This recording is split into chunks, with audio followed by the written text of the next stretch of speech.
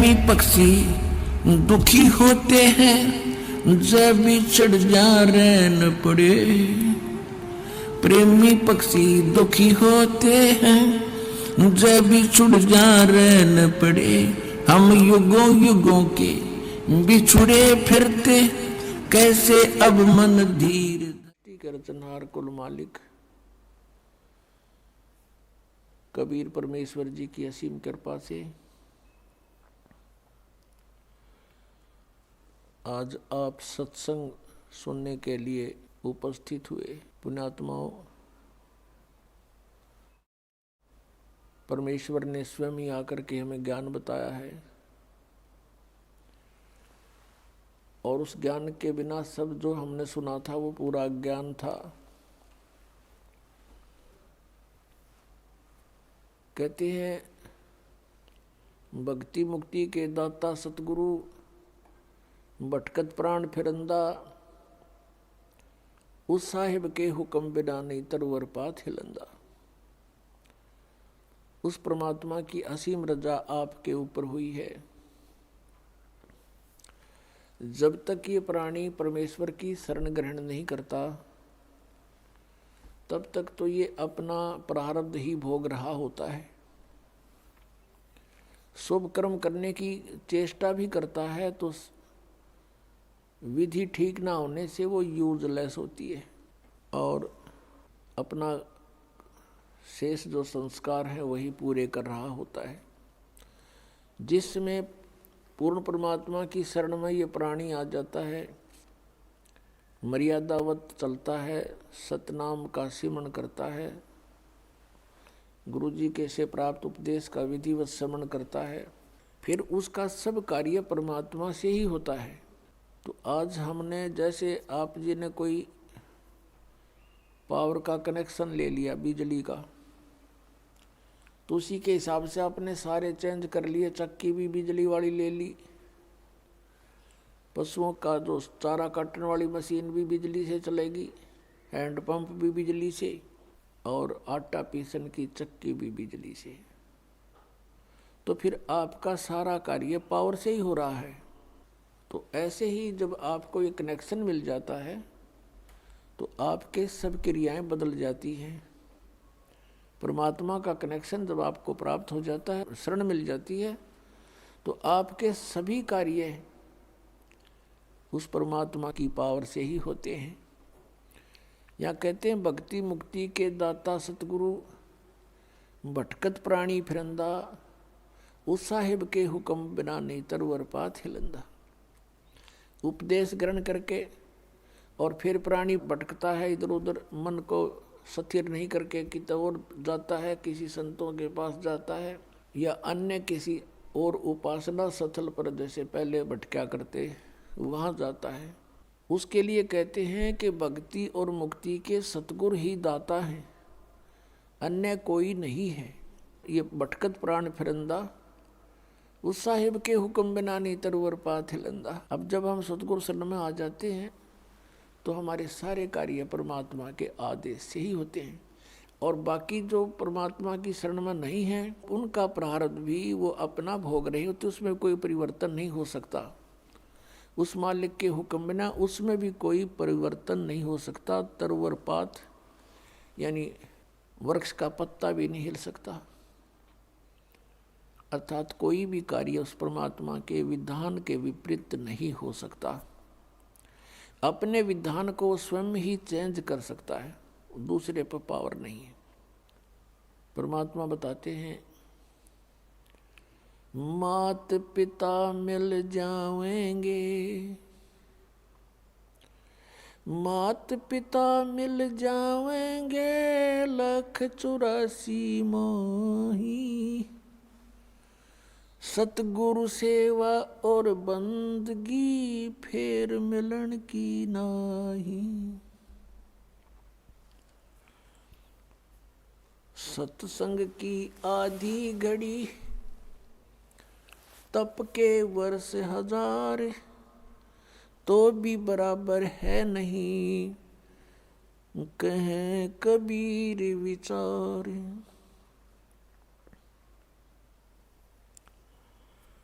परमात्मा हमें याद दिलाते हैं कि तुम मनुष्य जीवन प्राप्त करके परमात्मा की प्राप्ति के लिए कोशिश करते हो।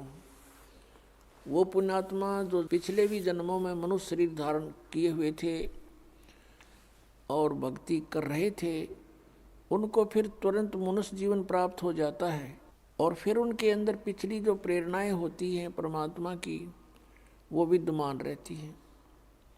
वो उसका अपना संस्कार है, वो कहाँ जन्मा है। जैसे पवित्र हिंदू धर्म में जन्म हुआ तो उसको वो पिछले संस्कार इतना दबाव देते हैं कि वो अपनी साधनाएं किए बिना रह ही नहीं सकता, तो वो साधनाएं शुरू कर देता है। किसी का मुसलमान धर्म में जन्म होता है तो वो क्रियाएं शुरू कर देगा, और अन्य धर्मों में भी ऐसे ही जानो। लेकिन पुण्यात्माओं, जब तक हम अपने सदग्रंथों से परिचित नहीं होंगे तो साधना करना भी व्यर्थ होगा।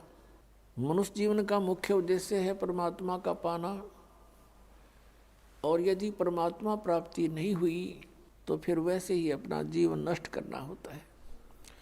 सतगुरु संगत छोड़ के चाहे लाख वर्ष जप की नहीं, इंद्री क्रम न मोक्ष होवे फिर काल के अधीन। सतगुरु की संगत छोड़ के चाहे लाख वर्ष तक जप करते रहना गुरु से विमुख होकर के, और चाहे लाख वर्ष जप करते रहना, आपको कोई लाभ नहीं होगा। इंद्री कर्म न मोक्ष होवे और फिर काल के अधीन। पुण्यात्माओं, आत्मा जब से भगवान से बिछुड़ी है, कुछ दिनों के बाद ही इसको एहसास हो गया कि हमसे कुछ खो गया है, और आज तक भी वो ऐसा ही अधूरापन महसूस कर रही है। जिस प्राणी के पास पुत्र है, पुत्री है, संतान है, संपत्ति भी खूब है और अच्छी कारोबार है, लेकिन फिर भी उसको संतुष्टि नहीं है। आत्मा फिर भी कुछ ना कुछ तलाश में है, परमात्मा की तलाश में है। वो अलग बात है कि उसको तरीका कौन सा प्राप्त हुआ है, कौन से धर्म में वो जन्मा है, तो फिर भी वो उसकी खोज कर ही रही है। अब जैसे निर्धन तो खोज करता है, मान लीजिए परमात्मा की धनी होने के लिए, निसंतान ढूंढ रहा है भगवान को, न सोच लेंगे संतान के लिए।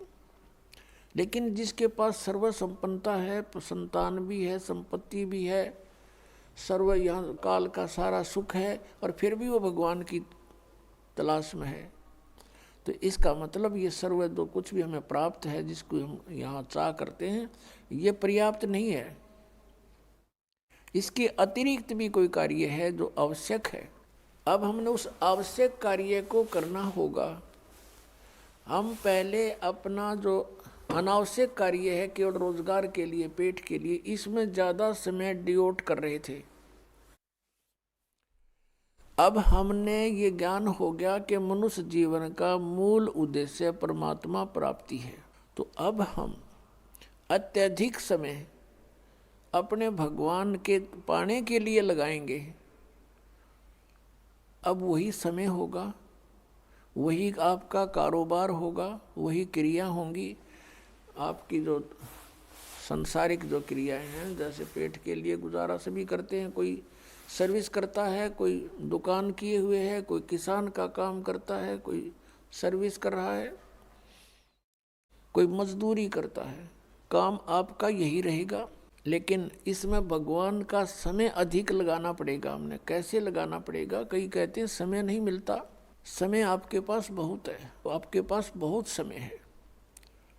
उस समय को हम समझ नहीं सके और उसका दुरुपयोग करते रहे। अब जैसे आप बस में बैठकर सफर कर रहे हो, मंत्र प्राप्त है आपको, बैठ कर बस में और अपना सुमन शुरू कर दे। इधर उधर झांकिया में देखा नहीं, साथी ते बात घनी करे नहीं, और अपना मंत्र करता रहे। तो वो 2 घंटे आपका समय सदुपयोग हो गया। आप जी किसी मजदूरी के लिए घर से चले हो, मजदूरी के स्थल तक पहुंचे तो वहां तक अपना सिमरण करे कई कई बार, और वहां जाकर भी मजदूर को या किसान को मानसिक कार्य नहीं होता, उसमें भी वो अपना भक्ति सिमरण कर सकता है। हमने देखा ये आली किसान हल्के पीछे पीछे कोई रागनी गा रहा है, कोई और बकवास सोच रहा है मन में सारा दिन, तो उसका सदुपयोग कर सकते हैं हम और भक्ति भी कर सकते हैं। क्योंकि किसी भी सदग्रंथ को उठाकर आप देखिएगा या किसी भी महापुरुष का अनुभव आप पढ़िएगा, उन्होंने वही कार्य किया है जो संसार के आम व्यक्ति कार्य करते हैं और उन्हीं में परमात्मा को पाया है। उसी काम में सिमरण भी किया है, हठ योग नहीं किया किसी ने। जैसे कहते हैं 2.5 घंटे सुबह और 2.5 घंटे शाम अनिवार्य है ध्यान लगाना, मेडिटेशन करना, ये व्यर्थ की बातें हैं। पहली बात तो इनका ज्ञान गलत, ये ध्यान लगाओगे कहाँ, झूठा ज्ञान और ध्यान का लावे, ये वाद विदा चतुराई वाद विवाद है इनका, चतुराई दिखा रहे हैं।